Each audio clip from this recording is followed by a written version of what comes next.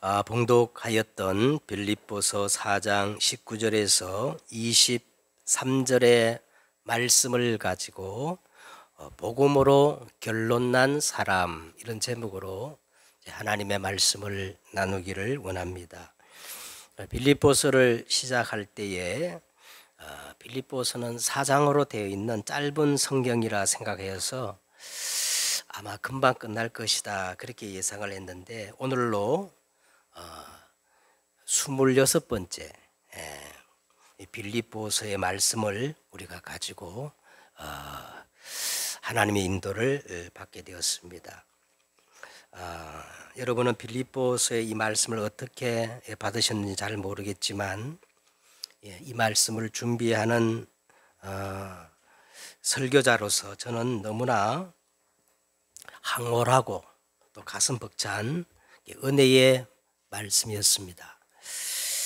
빌립보서 1장 8절에 내가 예수 그리스도의 심정으로 너희 무리를 얼마나 사모하는지 하나님이 내 정인이시니라.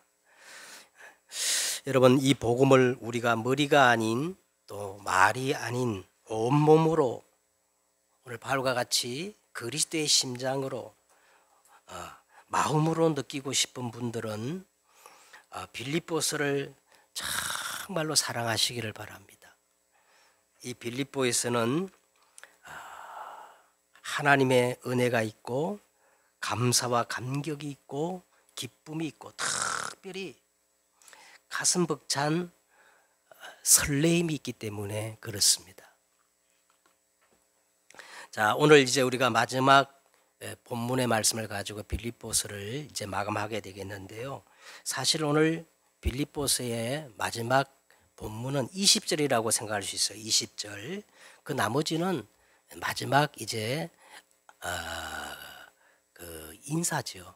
예?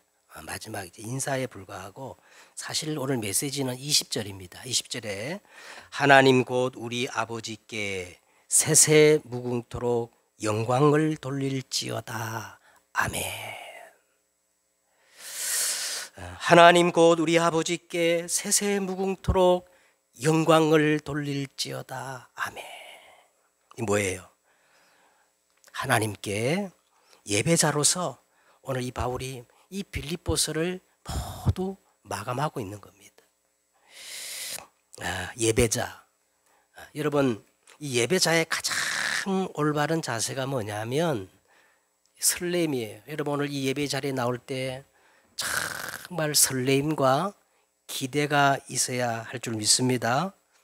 내가 부를 때에 나 여호와가 응답하겠고, 내가 부르짖을 때에 내가 여기 있다 하리라.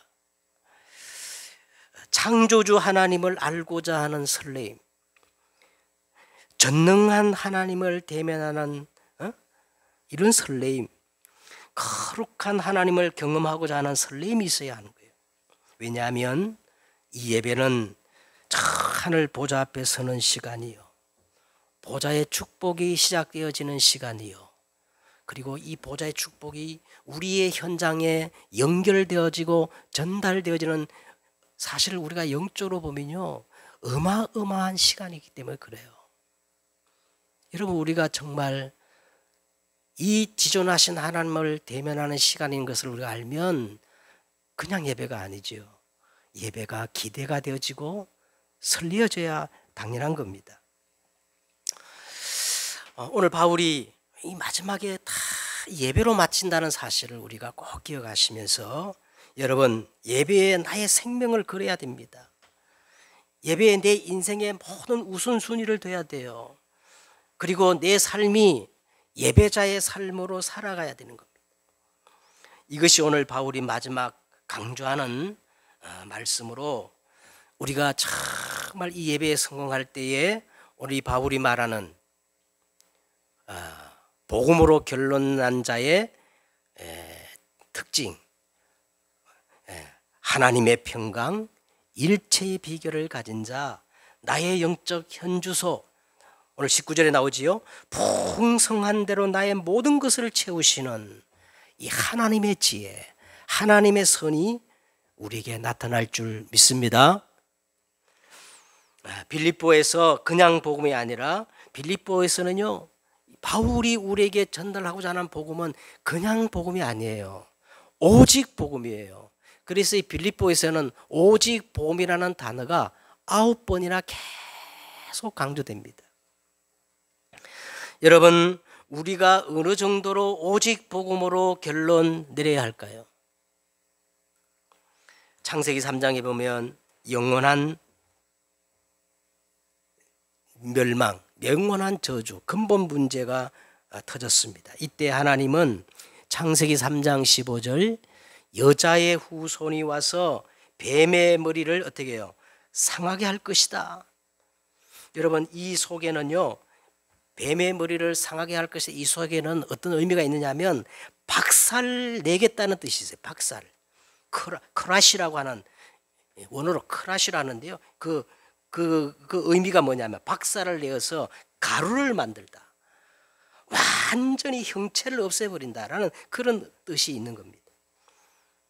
여러분, 하나님이 왜 이 성경에다가 이 크라시라는 이 단어, 박살내고 가루를 만들어 아예 형체를 없애버린다는 이 단어를 썼겠냔 말이에요. 여기에 하나님의 한이 있는 겁니다. 여러분, 우리가 바퀴벌레가 나타나면 어제도 제가 한 마리 잡았는데, 이 바퀴벌레가 나타나게 되면 어떻게 해요? 그냥 죽이면 있잖아요. 요것들이 만만히 보고 막 더 몰려온다 해가지고 어떻게 합니까? 발로 밟아가지고 어떻게 해요? 돌려버리잖아요. 그러면 완전히 형체가 없어져 버려요. 버릴 때도 그냥 버리면 안 된다 그래요. 왜냐하면 바퀴벌레가 죽는 순간 거기서 호르몬이 발생해가지고 자기 동족들을 자기에서 막 부른다는 거예요. 그래가지고 그 바퀴벌레를 싸가지고 어떻게 해요? 화장실에 변기에 집어가지고 물로 그냥 내리지 않습니까? 바로 예수님께서 이 사단을 갈보리 십자가에서 완전히 박살내버린 거예요. 박살내버린 겁니다. 자, 그런데 이 복음을 성경에 한번 보세요. 하나님은 한이 맺혀서 이 복음, 여자의 후손을 전달시켰는데 아담과 하와 보세요. 한 세대가 지나기도 전에 세월이 지나니 잊어버렸다는 거예요. 그래서 어떤 시대가 옵니까? 네피림의 시대가 오는 겁니다. 사람들이 다 육체가 되어버렸어요. 여호와께서 이르시되 나의 영혼이 사람과 함께하지 아니하리니, 그들이 다 뭐가 됐다는 거예요? 육체가 됨이니라. 하나님이 사람 지으심을 한탄할 정도로 죄악이 관영하는 네피림의 시대가 온 겁니다. 여러분 한번 보세요. 하나님이 지금 우리가 살고 있는 이 우리 시대를 보면서 어떻게 여러분 말씀하실까 한번 생각해 보시기를 바랍니다. 저는 보면 노아 때보다도 더 한탄할 것이라고 생각해요. 왜? 지금 우리 시대가 도를 넘었어요. 그 죄악의 관영함이 경계선을 이미 넘어버린 오래입니다. 그러면 남은 게 뭐예요? 뭐만 남았어요? 하나님의 심판밖에는 남지 않았어요. 사람들은 저마다 인권이라는 이름으로 자신들을 다 정당화하고 포장하지만 하나님은 홍수로 완전히 썰어버리는 날만 남았습니다. 재앙을 우리가 막아야 됩니다. 자, 이때 하나님은 뭐라고 말씀해요? 너를 위하여, 내 가족을 위하여, 생명 보존을 위하여 뭐를 지어라 그랬어요? 방주를 지어라. 방주를 지어라. 이것이 복음의 결론입니다. 그런데 홍수가 끝나면 이 언약을 붙잡을 줄 알았는데 또 니므롯 후손, 네피림의 후손 니므롯들이 일어나가지고 어떻게 합니까? 바벨탑 시대가 오는 거예요. 어느 정도 바벨탑 시대가 하느냐? 온 땅의 언어가 하나요, 말이 하나였더라. 온 땅의 언어가 하나요, 말이 하나였는데 그 내용이 뭐였어요? 서로 말하되 자 우리가 벽돌을 견고히 굽자 하고, 벽돌로 하나님이 만드신 돌을 대신하며 우리가 개발한 이 역청으로 하나님이 만드신 진흙을 대신하여 또 말하되 우리가 성읍과 탑을 쌓아 그 탑 꼭대기를 어디 닿게 하고 하늘에 닿게 하여 우리 이름을 내고 흩어짐을 면하자. 여러분, 전능한 하나님, 거룩한 하나님, 영원한 하나님이 정말로 살아계신다면 어떻게 하시겠습니까? 무너뜨려야 됩니다. 이 바벨탑을 쌓았는데 무너뜨리지 않고 그대로 신할 평지 속에 형통함이 임한다. 그 자체가 더 큰 바벨탑이에요. 저주인 겁니다. 이때 하나님은 창세기 12장 1절과 3절에 아브라함에게 너는 내 본토 친척 아비 집을 떠나 내가 지시할 땅으로 가라. 많은 우여곡절 끝에 아브라함이 마침내 여호와의 말씀을 쫓아갔고 가나안 땅에 왔지만 여러분 창세기 15장에 보니까 아브라함이요 붙잡긴 붙잡았는데 희미하게 붙잡는 거예요. 그래서 선민 택함받은 언약의 백성들이 430년 동안 이제 노예 시대가 왔어요. 노예 시대. 430년 동안 죽을 고생을 하고 하다 안 되니까 이제 결국 뭐를 생각하느냐? 그때 하나님을 생각하는 거예요. 이때 하나님께서 뭐라 그랬어요? 출애굽기 3장 18절 희생의 피 제사를 드리라 그랬어요. 희생의 피 제사를 드리라. 내가 애굽 땅을 칠 때 그 피가 너희가 사는 집에 있어서 표적이 될지라. 내가 피를 볼 때에 너희를 넘어가리니 재앙이 너에게 내려서 너희를 멸하지 아니하리라. 그래서 이스라엘 백성들을 하나님이 광야로 내모시고 영원히 잊어버리지 않도록 새 절기를 만드시고요. 신명기에 보니까 완전 각인 뿌리 체질적이에요. 그런데도 불구하고 가나안 땅에 들어가자마자 또 어떤 시대가 왔어요? 포로 시대가 됩니다. 바벨론 70년간 포로.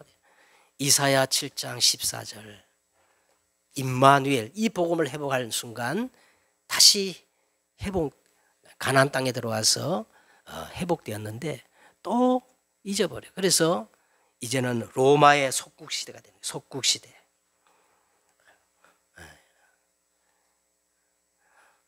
모든 언약의 성취자, 복음의 실대진 그리스도가 왔는데도 알아보지를 못하는 거예요. 이때 한 사람 베드로가 고백합니다. 주는 그리스도시요 살아계신 하나님의 아들이십니다.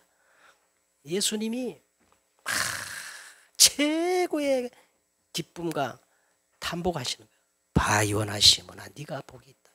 이를 내게 알게 하니는 혈육이 아니요 하늘에 계신 하나님이신지라. 너는 베드로라. 이 베드로란 말이 뭐냐면요. 갈대. 너는 원래 시몬이었잖아요. 시몬이란 말은 갈대란 뜻이에요. 갈대. 베드로란 말은요. 페트로스 안반이란 말. 너는 베드로라. 내가 이 반석 위에 내 교회를 세우리니 음부의 권세가 이제 못할 것이요 천국 열쇠를 내게 주리니 내가 땅에서 무엇인지 매면 하늘에서 매이고 땅에서 풀면 하늘에서도 풀리리라. 최고의 축복의 말씀을 하신 거예요. 자, 이 복음을 초대교회가 회복했지만 알다시피 여러분 중세 1500년 동안 중세 암흑시대가 온 거예요. 암흑시대가. 그래서 1517년 잘 아다시피 마틴 루터가 종교개혁을 한 겁니다. 어떻게 계획했어요? 로마서 1장 16절 17절 이 말씀을 붙잡고 종교개혁을 한 거예요. 응? 내가 이 복음을 부끄러워하지 아니하노니 이 복음은 모든 믿는 자에게 구원을 주시는 하나님의 능력이 됨이라. 먼저는 유대인에게요 그리고 헬라인에게로다.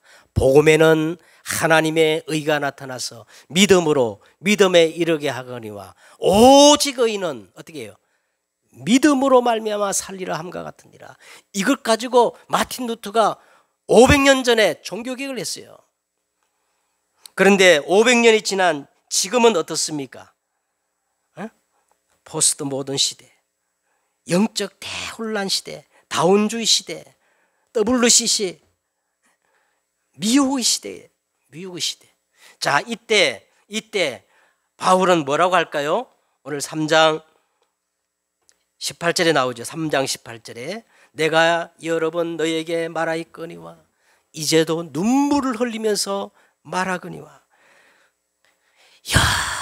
여러 사람들이 복음을 말하지만, 진리를 말하지만 그리스도의 십자가의 원수로 행하는도다. 그들의 마침은 결국 멸망이요, 그들의 신은 배요, 그 영광은 그들의 부끄러움에 있고, 알고 보면 전부 육신의 일, 땅의 일을 생각하는 자라. 바울이 그렇게 말씀하는 거예요. 그러면서 4장에 이제 넘어오면서 그러므로 나의 사랑하고 사모하는 형제들, 나의 기쁨이여 멸류관이 사랑하는 자들아, 이와 같이 너희는 어떻게 해요? 응? 주 안에 서라고 말씀합니다. 주 안에 서라. 그래서 오늘 먼저 서론적으로 주 안에 서라 그랬는데, 우리가 어떻게 하면 주 안에 설 수 있을까요? 잘 보세요. 그냥 단순히 주 안에 있는 게 아니고 주 안에 든든히 우리가 서야 되는 거예요. 이게 오늘 빌립보 마지막 메시지인 거예요. 자, 우리가 어떻게 주 안에 설 수 있느냐? 바울은 2절과 3절에 보니까 가장 먼저 예배를 말씀하고 있습니다. 예배. 주 안에서 같은 마음을 품어라. 주 안에서 나의 동력자들을 도우라. 이 말이 뭐예요?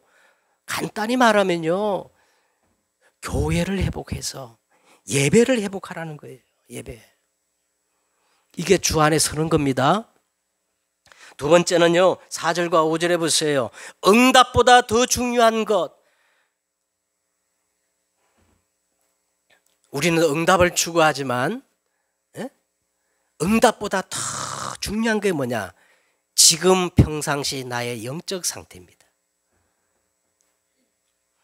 지금 나의 평상시 영적 상태.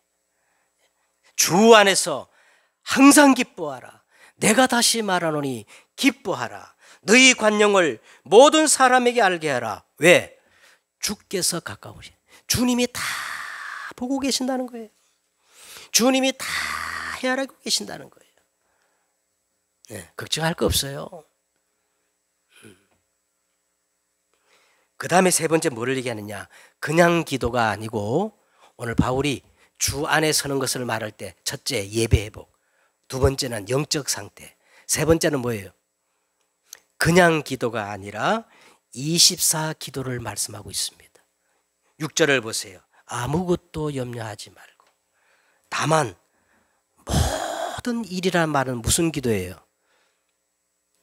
24 기도입니다. 모든 일의 기도와 간구로 너희 구할 것을 감사함으로 하나님께 아뢰라. 24 기도. 그리고 마지막 8절과 9절에 보니까 이제는 정인의 삶을, 복음에 합당한 정인의 삶을 말씀하고 있어요. 복음에 합당한 정인의 삶. 무엇에든지 참되며, 무엇에든지 경건하며, 무엇에든지 오르며, 무엇에든지 정결하며, 무엇에든지 사랑받을 만하며, 무엇에든지 칭찬 들을 만하며, 무슨 덕이 있든지 무슨 기림이 있든지 이것들을 생각해라. 이것들을 생각해라. 자, 그러면서 자, 오늘 이제 본론입니다. 저와 여러분이 오늘 바울처럼 복음으로 완전 결론 내리면 어떻게, 어떤 현상, 어떤 특징이 일어날까요? 어떤 특징? 오늘 이제 마지막 이제 빌립보서를 이제 마감하면서 복음의 결론 내린 사람의 네 가지 특징을 오늘 말씀으로 우리가 나누기를 원합니다. 첫째는 복음으로 우리가 완전 결론 내리면요, 하나님의 평강이 임합니다. 하나님의 평강. 편안이 아니에요. 평화가 아닙니다. 이 평강이란 말은요, 위에서 내리는 하나님께서부터 오는 평강이에요. 그래서 아무나 빼앗아갈 수 없어요. 어떤 상황도 영향받지 않아요. 왜? 하나님께로부터 오는 그런 평강이기 때문에. 그래서 이걸 우리가 다른 말로 어떻게 말할 수 있느냐 하면 하나님의 나라라고 그렇게 표현할 수가 있습니다. 먼저 이 하나님의 나라가 어디에 임해야 합니까? 하나님의 나라가 내 안에 임해야 돼요. 하나님의 나라는 여기 있다 저기 있다 하지 못하느니 바로 너희 속에 임하느니라 그랬거든요. 그죠? 그래서 여러분 가장 먼저 하나님의 평강이 내 속에 임해야 되는 겁니다. 이 내 속에 임하면 우리는 7가지 신분과 권세가 회복되어 버리는 거예요. 여러분 속에 정말 구원받은 자의 7가지 신분과 권세가 누려지고 회복된다. 그러면 여러분 속에 하나님의 나라가 임해진 거예요. 그 다음에 이 하나님의 나라가 우리의 모든 현장 속에 실현돼야 됩니다. 그래서 하나님의 나라는 우리 속에 임하는 성격이 있고, 그 다음에 나의 모든 현장에 하나님이 다스리고 통치하시고 인도하시는, 그리고 하나님이 영광을 받으시는 우리의 현장에 실현되어지는 하나님의 나라가 회복돼야 돼요. 어떻게 해요? 말씀으로. 네? 말씀으로 회복돼야 돼요. 그 다음에 더 나아가서 하나님의 나라는 우리의 영원한 배경이 되어지는 하나님의 나라가 있어요. 영원한 배경이 되어지는. 영원한 배경이 되어지면요, 어떤 일이 벌어지느냐. 보좌로부터 천군 천사가 동원되어져요. 예? 하늘의 군대가 동원되어집니다. 그러면 어떻게 되어져요? 마귀가 단순히 물러갈 정도가 아니라 흑암이 무너지는 역사가 일어나는 거예요.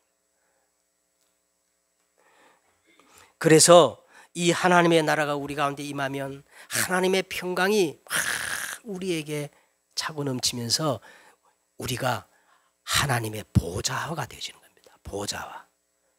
여러분, 우리가 하나님의 보좌화가 되어지면 어떤 일이 벌어진지 아세요? 보좌의 축복이 이제 나타나는 거예요. 하늘의 군대가 동원되어지고 흑암이 무너지고 사단이 결박되어지는, 우리가 알지 못하는 크고 비밀한 일들이 일어나는데 시공간 초월의 역사가 일어나는 겁니다. 성경 보세요. 시대마다 하나님은 세계의 복음화를 이루셨는데 그때마다 한 군데도 빠짐없이 보좌의 축복, 그 다음에 뭐가 나타났어요? 시공간 초월의 역사. 그러면서 열방에 237에 빛이 비추는 겁니다. 첫 번째 특징이 뭐라고요? 하나님의 평강, 하나님의 나라가 회복됩니다. 두 번째는 오늘 이제 11절과 11절에 보니까 일체의 비결, 일체의 비결을 가진 자가 되어지는. 근데 11절과 12절에 보면 자족하기, 어떠한 형편이든지 내가 자족하기를 배웠노니 그랬죠.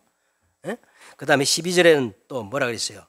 12절에는 일체의 비결을 배웠노라. 배웠노라. 지난주에 말씀을 나눴습니다만은 약간 틀립니다. 어떠한 형편인지 나는 자족하기를 배웠노니, 여기는 만다노라는 단어인데 어떤 완성을 향해서 입문하다, 첫 발을 내딛다, 시작을 의미하는 거예요. 바울이 마지막에 내가 배웠노니 할 때는요, 내가 어떻게 이 어마어마한 복음에 입문하게 되었는가, 어떻게 입문하게. 로마서 여러분 16장 25절과 27절에 여기에 대한 바울의 고백이 있습니다. 나의 복음과 예수 그리스도를 전파하는 이 어마어마한 복음에 내가 참여하게 된 것은 내 노력과 열심의 결과가 아니라 영세 전부터 감추었다가 예수 그리스도로 말미암아 영광이 세세 무궁토록 있을 것인데, 이제 그 과정에 나타나는 모든 것들은 다 영원하신 하나님의 명을 따라 선지자의 글로 말미암아 모든 민족에 믿어 순종케 하시려고 알게 하신 바 하나님의 그 신비의 계시를 따라 된 것이라. 한마디로 말하면요, 내가 이 엄청난 복음을 깨닫게 되었고 이 복음의 대열에 선 거는 100% 영세전에 감추었다가 이제 나타나신 바 되고, 그리고 세세무궁토록 하나님의 은혜였다는 거예요. 그래서요, 바울은 어떠한 형편이든지 모든 것이 은혜이기 때문에 자족하기를 배웠다. 만단어. 모든 것이 은혜라는 거예요. 제가 간증을 들었는데요, 캐나다 저 토론토에 큰빛 교회라고요, 캐란타에서요, 우리 한인 목회 4,000명을 목회하는 그런 그 목사님이 계셔요. 임현수 목사님이라는 분이 계시는데, 얼마 전에 여러분 우리 막 세상이 뜨들했습니다. 그분이 북한에 억류되어 가지고 2년 6개월 동안 그 북한에 억류되어 풀려났는데요, 이분은 벌써 90년대부터 북한 복음화를 위해서요 20년 동안 북한을 150년 동안 들어가서 몰라 그 단일교회로서 550억이라는 그런 막대한 것을 지원했던 사람입니다. 그런데 북한 그 사람들에게 사로잡혀가지고 특대형 국가 전복죄라는 어마어마한 죄명을 씌워서 처음에 사형 선고를 받았는데, 이제 다시 재판을 해가지고 종신, 노동형, 교화형이라는 그런 이제 이걸 받고 이제 북한에 이제 그 감옥에 있었는데요, 너무 억울하더래 처음에. 150번을 들라면서 그냥 550억이라는 그렇게 막대한 지원을 했는데 어떻게 나한테 이럴 수가 있느냐. 너무 억울하는데 주님의 음성이 들리더래요. 그게 뭐냐면 나만큼 불의한 재판을 네가 당해봤냐, 그 음성이 들리더래. 그래서 이분이 이렇게 고백합니다. 북한에서 2년 6개월 동안 그 감옥은 내 인생의 최고의 축복의 시간표였다. 그 주님의 은혜를 생각하니까 말도 안 되는 부합리적인 재판을 받고 십자가에 못 박히신 주님을 생각하니까 자족하는, 어떠한 형편에든지 자족할 수 있는, 오늘 이 바울이가 만단어 이걸 배우게 되더라는 거예요. 또 어떤 분이 간증하기를요, 정말 좋은 친구라고 이렇게 믿었던 사람이 확인되지도 않는 막 거짓 프레임을 씌워가지고 그렇게 매정하게 배신을 때린 겁니다. 진실을 해명할 기회도 주지 않고 일방적으로 매도를 당하니까 이분이 정말 그렇게 믿었던 사람이 그러니까 죽고 싶더래요. 그래서 이분이 하는 얘기가 뭐냐, 연예인들이 자살하는 이유를 알겠더래. 근데 이분도 주님의 음성을 들은 거야. 뭐냐, 네가 나보다 억울하냐? 네가 정말 나보다 더 억울한 일 당했냐? 이때 이분이 만단어, 오늘 주님의 은혜를 깨닫고 자족할 수 있는 이 비결을 발견했다는 겁니다. 자, 그런데 오늘 12절에 보세요. 12절에 보면, 12절에는 이 배웠노라 이 말은요 좀 다른, 미에오라는 말인데요, 이거는 누군가를 향해서 달려간다는 뜻입니다. 쫓아간다는 뜻입니다. 그런 의미가 있거든요.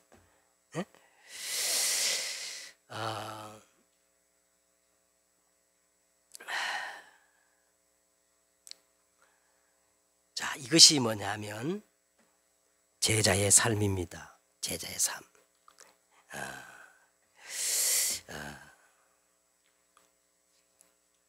달려간다, 쫓아간다. 그래서 오늘 이 빌립보서에는요, 제자의 삶이 쫙 이렇게 순서대로 기록되어 있어요. 자, 첫째는 뭡니까? 빌립보서 1장 6절에 보니까 너희 속에 착한 일을 시작하시니가 그리스도 예수의 날까지 이루실 줄을 우리가 확신하노라. 모든 시작이 뭐냐? 여러분, 은혜로 시작돼야 됩니다. 내가 아니에요. 당연한 거 없어요. 모든 것이 은혜입니다. 이게 제자의 시작이에요. 내 속에 착한 일을 시작하시니까. 내가 아닙니다. 하나님이 그렇게 하셨어요. 누구 때문에 아닙니다. 누가 그렇게 한 게 아니에요. 요셉이 고백했잖아요. 형들이 그렇게 한 게 아니에요. 근데 형들이 그렇게 한 게 맞잖아요. 근데 요셉은 그렇게 말하지 않았어요. 형들이 그렇게 한 게 아닙니다. 하나님이 우리와 당신들을 구원하시려고 나를 먼저 보내신 겁니다. 이게 시작이에요, 시작. 그러면서 빌립보서 1장 8절에서 11절에 보니까 복음 위에 지식과 모든 총명으로 점점 더 풍성하게 하사 그리스도의 날까지 이루고 또 진실하여 허물 없이 그리스도의 날까지 이루고, 그렇죠? 지극히 선한 것을 분별하며 예수 그리스도로 말미암아 의의 열매가 가득하여 하나님의 영광과 찬송이 되기를 원한다. 그러면서 빌립보서 여러분 1장 20절에 보면 바울은 완전 복음을 고백합니다. 완전 복음. 나의 기대와 나의 간절한 기대와 소망을 따라 아무 일에든지 부끄럽지 아니하고 지금도 전과 같이 온전히 담대하여 살든지 죽든지 내 몸에서 그리스도가 존귀하게 되게 하려. 이는 내게 사는 것이 그리스도니 죽는 것도 유익함이라. 그러면서 이런 빌립보서 3장 12절과 13절에 보세요. 내가 이미 얻었다 함도 아니요 온전히 이뤘다 함도 아니라 오직 그리스도 예수 안에 잡힌 바 된 것을 잡으려고 달려가노라. 형제들아, 나는 아직 잡은 줄로 여기지 아니하고 오직 한 가지 일, 뒤의 것은 잊어버리고 앞에 있는 것을 잡으려고 표대를 향하여 하나님이 위에서 부르신 부름의 상급을 위하여 달려가노라. 그러면서 이제 오늘 빌립보서 4장 8절에 8가지 덕을 얘기하면서 정인의 삶을 얘기합니다. 꼭 여러분 이거 기억하셔야 돼요. 이거 딱 붙잡으셔야 돼요. 결론을 이제 세 번째로 우리가 복음으로 결론 내리면 영적인 현주소가 분명하게 보이게 돼 있어요. 나의 영적인 현주소, 현실이 아니에요. 나의 영적인 현주소는 다릅니다. 13절에 뭐라 그랬어요? 내게 능력 주시는 자 하나 있어 내가 모든 일을 할 수 있느니라. 이게 나의 영적 현주소예요. 분명해요. 여러분은 마지막까지 거룩한 씨예요. 남은 자예요. 남은 자예요. 그리고 우리는 땅에 속한 자가 아니고 오늘 빌립보서 3장 20절에 그러나 우리의 시민권은 하늘에 있는지라 거기로부터 구원하는 자 곧 주 예수 그리스도를 기다리니 그는 만물이 복종케 하시는 자의 역사로 우리 낮은 몸을 자기 영광의 몸의 형체같이 변하게 하시리라. 우리는 이것을 바라보고 가는 뭐예요? 순례자입니다. 너무 땅에 거 연연하지 마세요. 다 초월할 수가 있어요. 이해할 수가 있어요. 왜? 천년만년 우리가 이 땅에 살 것이 아니고 우리는 저 하늘의 것을 바라보고 가려는 천국 시민권을 가진 뭐예요? 순례자이기 때문에 그래요. 마지막 우리는 뭡니까? 정복자입니다. 이게 우리의 영적 현주소입니다. 남은 자, 순례자, 정복자. 결론을 이제 맺겠어요. 19절과 20절을 우리 다 보십시다. 사실 이게 이제 빌립보서 마지막 내용인데, 나의 하나님이 누구 안에서? 나의 하나님이 그리스도 예수 안에서. 그리스도는 하나님의 모든 방법이에요. 그리스도를 통하지 않는 하나님의 방법은 존재하지 않아요. 그래서 나의 하나님이 그리스도 예수 안에서 뭐예요? 영광 가운데. 자, 무슨 말인지 알겠죠? 하나님은 오직 그리스도를 통해서 영광을 받으신다는 거예요. 나의 하나님이 그리스도 예수 안에서 영광 가운데 그 풍성한 대로 너희, 야, 이 보세요. 너희 그냥 쓸 것을 채우리라 아니고 너희 모든 쓸 것을 채우리라. 하나님 곧 우리 아버지께 세세 무궁토록 영광을 돌릴지어다. 자, 여기 보면 영광이란 말이 또 반복됩니다. 19절에 영광이라는 말이 있고 20절에 영광의 말이 있는데, 앞에서 제가 설명했던 말과 똑같아요. 19절에 나오는 이 영광은 배원론이 만다노처럼 시작을 의미하는 것이고, 20절의 영광은 이제 미에오, 완성을 의미하는 겁니다. 바로 이 시작과 완성 사이에 완벽하게 예정하시고 작정하시고 섭리하시고 경륜하시는 하나님의 지혜, 이 지혜를 오늘 영광이라 그런 거예요. 영광, 통틀어서 영광, 하나님의 지혜. 다른 말로 말하면요, 로마서 8장 28절, 우리가 알거니와 하나님을 사랑하는 자 곧 그의 뜻대로 부르심을 입은 자들에게는 모든 것이 합력하여 선을 이루느니라. 이게 하나님의 지혜예요. 하나님의 선을 말하는 거거든요. 여러분, 이 복음은 모든 믿는 자에게 구원을 주시는 하나님의 지혜입니다. 하나님의 능력이에요. 이 복음은 너희를 능히 견고하게 하실 지혜로우신 하나님, 하나님의 지혜라는 거예요. 이 복음 안에는 모든 지혜와 지식과 보화가 다 감추어져 있습니다. 그래서 오늘 마지막 이렇게 얘기하는 거예요. 이 복음으로 풍성한 대로 너희 모든 쓸 것을 채우시리라. 하나님은 이 복음으로 시작해서 이 복음으로 완성되어지는 복음 안에서 영광 받으시기를 원하시는데, 그러면 오늘 이제 마지막 결론적으로 우리가 빌립보서를 이제 마치면서 어떻게 하면 나를 통해서 영광 가운데 그리스도를 통하여 모든 쓸 것을 공급받을 수 있습니까? 제가 생각하기에는 여러분 인생 좌우명으로 삼아도 됩니다. 자, 빌립보서로 총정리하겠습니다. 첫째, 뭘 해보고 하느냐? 교회를 해보고 하시길 바랍니다. 교회를 해보고 하시길. 너희가 너희 안에 하나님의 성령이 너희 안에 거하시는 줄 너희가 알지 못하느뇨? 여러분 자신이 성령이 거하는 성전입니다. 이거 회복해야 돼요. 두 번째는 뭘 회복해야 되느냐? 예배를 회복하셔야 돼요. 여러분 예배 시간 나올 때 그냥 막 메모리즘에 빠져가 그렇게 나오지 마시고 기대를 가지고 막 설레임을 가지고. 이 빌립보서는요 희락의 복음이요, 감탄의 복음이요, 설레임의 복음이요. 세 번째는요, 이 예배를 통하여 꼭 뭘 붙잡아야 되느냐? 살아있는 하나님의 말씀을 붙잡아야 돼요. 말씀의 흐름을 붙잡아야 돼요. 예? 목마른 사슴이 시냇물을 가랑같이 그렇게 말씀을 사모해야 됩니다. 성경에 그렇게 돼 있잖아요. 젖먹이가 젖을 사모하듯이, 어머니의 젖가슴을 막 젖을 사모하듯이 그렇게 하나님의 말씀을 사모하라고 그랬어요.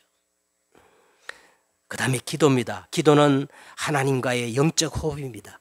반드시 기도는 24가 돼야 됩니다. 이게 기도의 완성이에요. 마지막 뭡니까? 복음적인 정인의 삶입니다. 오직 하나님께 영광. 내가 아니에요. 에? 전부 우리는 내 인생 나의 것이다고 뭐 내 마음대로 한다 그리고 간섭하지 말라 그랬는데 아이고 너 다들 오직 하나님께 영광이 세세 무궁토로 있을지어다. 아멘. 승리하는 여러분 되시기를 주 예수 그리스도의 이름으로 축복합니다. 기도하겠습니다. 하나님, 빌립보서를 통하여 축복의 말씀을 우리가 회복하게 하심을 감사합니다. 한 주간 동안 나의 하나님이 그리스도 예수 안에서 영광 가운데 그 풍성한 대로 너희 모든 것들을 채우시는 이런 응답들이 회복되게 하옵소서.